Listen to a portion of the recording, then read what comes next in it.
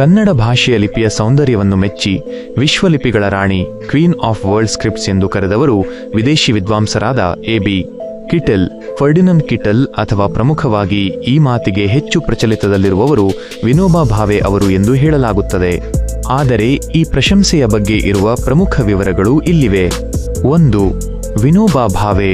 ವಿನೋಬಾ ಭಾವೆ ಕನ್ನಡ ಲಿಪಿಯ ವಿನ್ಯಾಸ, ಅದರ ದುಂಡಗಿನ ಆಕಾರ ಮತ್ತು ವೈಜ್ಞಾನಿಕ ರಚನೆಯನ್ನು ಕಂಡು ಭಾರತದ ಸ್ವಾತಂತ್ರ್ಯ ಹೋರಾಟಗಾರ ಹಾಗೂ ಭೂದಾನ ಚಳವಳಿಯ ಹರಿಕಾರರಾದ ವಿನೋಬಾ ಭಾವೆ ಅವರು ಕನ್ನಡ ಲಿಪಿಯನ್ನು ವಿಶ್ವಲಿಪಿಗಳ ರಾಣಿ ಎಂದು ಬಣ್ಣಿಸಿದ್ದಾರೆ. ಅವರು ಭಾರತದ ಅನೇಕ ಭಾಷೆಗಳನ್ನು ಕಲಿತಿದ್ದರು ಮತ್ತು ಕನ್ನಡ ಲಿಪಿಯ ಸೌಂದರ್ಯಕ್ಕೆ ಮಾರುಹೋಗಿದ್ದರು. 2. Reverend Ferdinand Kittel. Ferdinand Kittel Kannada English ನಿಘಂಟನ್ನು ಸಿದ್ಧಪಡಿಸಿದ ಕಿಟೆಲ್ ಅವರು ಕನ್ನಡ ಭಾಷೆಯ ರಚನೆ ಮತ್ತು ಲಿಪಿಯ ಬಗ್ಗೆ ಅಪಾರ ಗೌರವ ಹೊಂದಿದ್ದರು. ಅನೇಕ ಕಡೆಗಳಲ್ಲಿ ಕನ್ನಡ ಲಿಪಿಯ ವಿಶೇಷತೆಯನ್ನು ಅವರು ಕೊಂಡಾಡಿದ್ದಾರೆ. ಕನ್ನಡ ಲಿಪಿಯನ್ನು ರಾಣಿ ಎನ್ನಲು ಕಾರಣಗಳೇನು? ವೈಜ್ಞಾನಿಕ ರಚನೆ.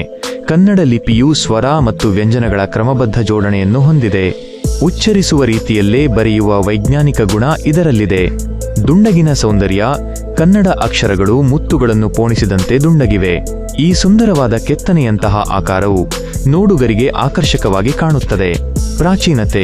ಸಾವಿರಾರು ವರ್ಷಗಳ ಇತಿಹಾಸವಿರುವ ಕನ್ನಡ ಲಿಪಿಯು ಅಶೋಕನ ಕಾಲದ ಬ್ರಾಹ್ಮಿ ಲಿಪಿಯಿಂದ ವಿಕಸನಗೊಂಡು ಇಂದು ಅತ್ಯಂತ ಪರಿಪೂರ್ಣವಾದ ರೂಪವನ್ನು ಪಡೆದಿದೆ.